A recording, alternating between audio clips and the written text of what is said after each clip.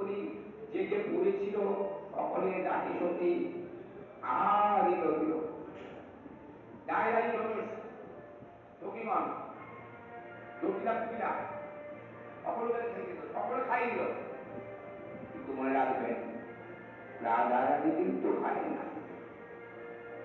যতদিন পর্যন্ত কৃষ্ণের না দর্শন হয় ততদিন পর্যন্ত খায়, এটা নিয়ম আছে। সুবলের সেটা বড় অভিশাপ।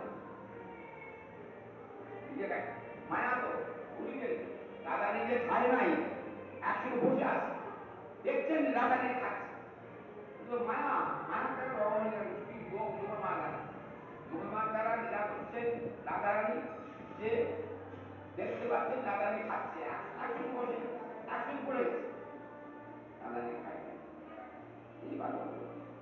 এই জন্য রাধা পর্যন্ত চিন্তা করছেন আজকে খায়নি বলে। তারপর জটিলা কুটিলা ভাবে বধূর সহিত ভোজনে করিল যেন হয়ে একা। জটিলা কুটিলা ভাবছে আমিও ওর বধূ সুন্দর করেছি, বৌমা সঙ্গে। জটিলার মেয়েও ভাবছে বৌমা সঙ্গে। জীব জন্তু জলাশয় নদ নদী বন যত তো আছে নিত্যতা পৃথিবীর শ্রীমন, বুঝিতে কার মায়া স্বার্থ আছে কার, আয়াকে ভুলালে মায়া করে বহিষ্কার। রাধারানীর মায়া ভগবানের মায়ার উপরে, মনে রাখবেন। তারপর মায়া কাটাবার জন্য রাধারানী তুলেছেন, এবার হাতে একটা পাকা করে নিয়ে